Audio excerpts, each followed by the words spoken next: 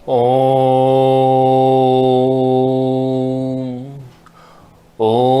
गणगणपतये नमः। ॐ गणगणपतये नमः। ॐ गणगणपतये नमः। ॐ नमो भगवते वासुदेवाय नमः।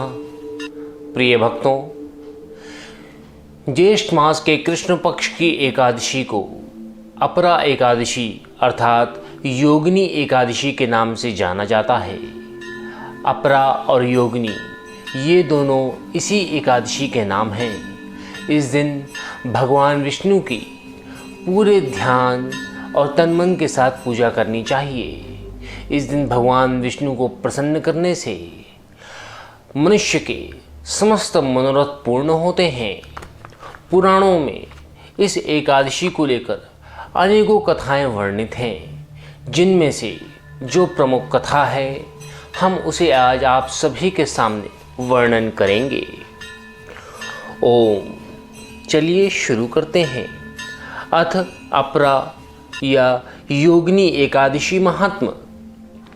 धर्मराज युधिष्ठिर बोले, हे जनार्दन, अब आप कृपा करके आषाढ़ मास के कृष्ण पक्ष की एकादशी का नाम तथा महत्व क्या है, इसको बतलाइए, सो सब वर्णन कीजिए।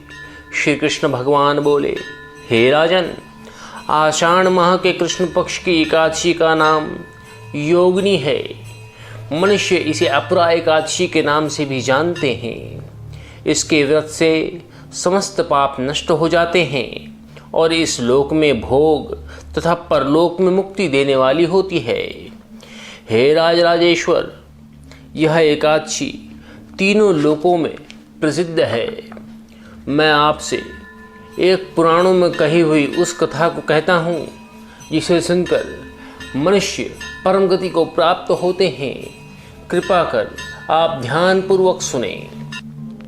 अलकापुरी नाम की नगरी में एक कुबेर नाम का राजा राज्य करता था। वह शिव भक्त था।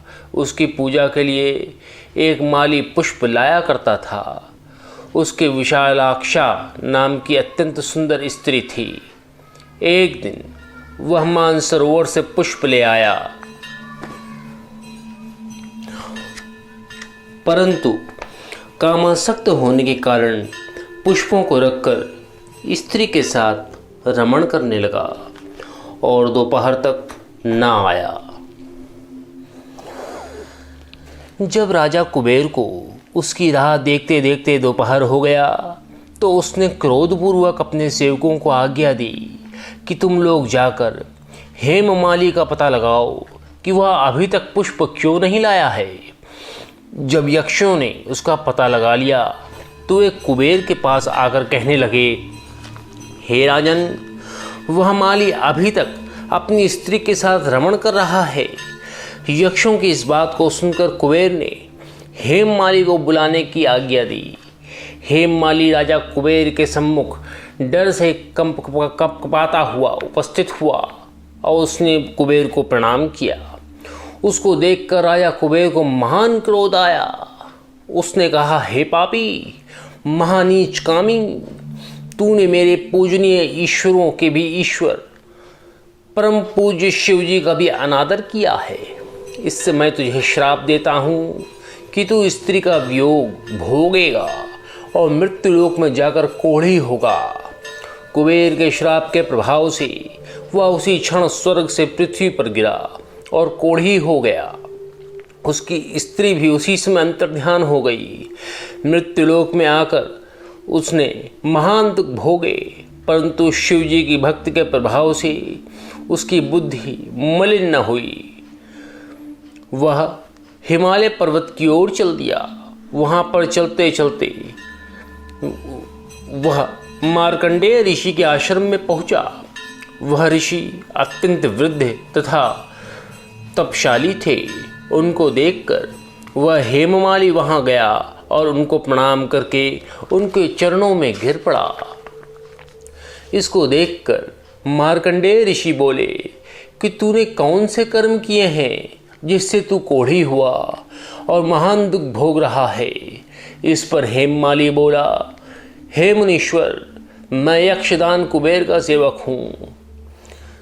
मैं राजा की पूजा के लिए नित्य प्रति पुष्प लाया करता था। एक दिन अपनी स्त्री के साथ विहार करते करते मुझे देर हो गई और दोपहर तक पुष्प लेकर न पहुँचा। तब महाराज कुबेर ने मुझे श्राप दे दिया कि तू अपनी स्त्री का वियोग भोगेगा और मृत्युलोक में जाकर कोढ़ी बन जाएगा तथा दुख भोगेगा। इसी अपराधवश मैं कोढ़ी हो गया और महान दुखों को भोग रहा हूँ। अतः आप कोई ऐसा उपाय बतलाइए जिससे मेरी मुक्ति हो सके। इस पर मार्कंडेय ऋषि बोले कि भाई, तूने तो मुझे धर्म संकट में डाल दिया। मेरे सम्मुख सत्य वचन कहते हुए मुझे आभास है कि तुझे अपने अपराध का बोध हो गया है। इसलिए मैं तेरे उद्धार के लिए एक व्रत बतलाता हूँ। यदि तू आषाढ़ मास के कृष्ण पक्ष की योगिनी एकादशी अर्थात अपरा एकादशी का विधि पूर्वक व्रत करेगा तो तेरे सभी पाप नष्ट हो जाएंगे। इस पर हेममाली बहुत प्रसन्न हुआ और मुनि के वचनों के अनुसार योगिनी एकादशी का विधि पूर्वक व्रत करने लगा। इसके प्रभाव से वह फिर अपने पुराने रूप में आ गया और अपनी स्त्री के साथ विहार करने लगा। हे राजन, इस योगिनी की कथा का फल 88 सहस्त्र ब्राह्मणों को भोजन कराने के बराबर है। इसके व्रत के से समस्त पाप दूर हो जाते हैं और अंत में स्वर्ग की प्राप्ति होती है। यूं तो एकादशी के व्रत के प्रभाव को शब्दों में वर्णन नहीं किया जा सकता, क्योंकि संसार में जितने भी महान व्रत बताए गए हैं उन सभी महान व्रतों में सबसे अधिक महानतम व्रत एकादशी का बताया गया है। इसलिए समस्त प्राणी मात्र को अपने और अपने कुल के कल्याण के लिए समय रहते एकादशी के व्रतों को अवश्य करना चाहिए। एकादशी के व्रतों को करने का सबसे अधिक प्रभाव ये होता है कि मनुष्य की बुद्धि मलिन नहीं होती। मनुष्य के हृदय में सदैव भगवान का निवास होता है। उसके जीवन का अंधकार दूर होकर उसके जीवन में प्रकाश उत्पन्न होता है। मनुष्य अपनी और अपने कुल की परम गति की प्राप्ति के लिए एकादशी के व्रतों को कर कर भगवान के अत्यंत प्रिय बन जाते हैं। अतः अंत में मैं यही कहूँगा कि हर किसी को एकादशी के व्रतों को अवश्य करना चाहिए, क्योंकि मनुष्य को जो गति एकादशी के व्रत दिला सकते हैं वो गति संसार में और किसी जप तप से प्राप्त नहीं हो सकती और किसी व्रत से प्राप्त नहीं हो सकती। ओम नमो भगवते वासुदेवाय नमः। ओम नमो भगवते वासुदेवाय नमः। ओम नमो भगवते वासुदेवाय नमः। भक्तों, अभी आपने एकादशी के व्रत के महात्म्य के बारे में सुना। अपरा अर्थात योगिनी एकादशी को करने से जो लाभ होते हैं उन सभी लाभों का वर्णन हमने विस्तार पूर्वक किया। इन समस्त लाभों को प्राप्त करने के लिए हम सभी को योगिनी अर्थात अपरा एकादशी के व्रत को विधि विधान से पूर्ण निष्ठा के साथ करना चाहिए। जैसा कि महात्म्य की कथा में आपको बताया कि योगिनी अर्थात अपरा एकादशी के व्रत को करने का जो फल प्राप्त होता है वो 88 सहस्त्र ब्राह्मणों को भोजन कराने के फल के बराबर होता है। अतः हम सभी को अपने कुल की कीर्ति के लिए और अपने पारलौकिक कल्याण के लिए, अपने आध्यात्मिक ज्ञान की वृद्धि के लिए, अपने पापों को नष्ट करने के लिए अपरा अर्थात योगिनी एकादशी के व्रत को नियम पूर्वक करना चाहिए।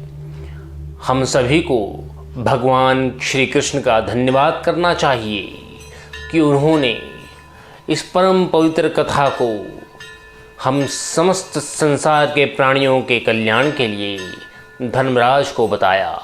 ओम नमो भगवते वासुदेवाय नमः। ओम नमो भगवते वासुदेवाय नमः। ओम नमो भगवते वासुदेवाय नमः। अपरा एकादशी पूजन विधि या योगिनी एकादशी पूजन विधि। प्रिय भक्तों, अपरा एकादशी पर भगवान विष्णु की पूजा एक दिन पहले दशमी तिथि की रात्रि से ही शुरू हो जाती है। दशमी तिथि के दिन सूर्यास्त के बाद भोजन ग्रहण करने की मनाही है। सुबह सूर्योदय से पहले उठें और स्नान के जल में गंगा जल मिलाकर स्नान कर साफ कपड़े पहनकर विष्णु भगवान का ध्यान करना चाहिए। पूर्व दिशा की तरफ एक पटरे पर पीला कपड़ा बिछाकर भगवान विष्णु की फोटो को स्थापित करना चाहिए। इसके पश्चात दीप जलाना चाहिए और कलश को स्थापित करना चाहिए। भगवान विष्णु को फल फूल, पान, सुपारी, नारियल, लौंग आदि अर्पित करना चाहिए और खुद भी पीले स्थान पर बैठना चाहिए। अपने दाएं हाथ में जल लेकर अपनी मनोकामना का मन में ध्यान कर भगवान विष्णु से प्रार्थना करनी चाहिए। हे प्रभु, पूरा दिन निराहार रहूँगा। शाम के समय अपरा एकादशी की व्रत कथा को सुनना और तत्पश्चात फलाहार करना चाहिए। शाम के समय भगवान विष्णु की प्रतिमा के सामने एक गाय के घी का दीपक जलाना चाहिए। माना जाता है जो लोग एकादशी के दिन व्रत नहीं कर रहे हैं उन्हें इस दिन चावल नहीं खाने चाहिए। एकादशी के दिन विष्णु सहस्त्र नाम का पाठ करने से भगवान विष्णु की विशेष कृपा मिलती है। ओम नमो भगवते वासुदेवाय नमः। ओम नमो भगवते वासुदेवाय नमः। ओम नमो भगवते वासुदेवाय नमः।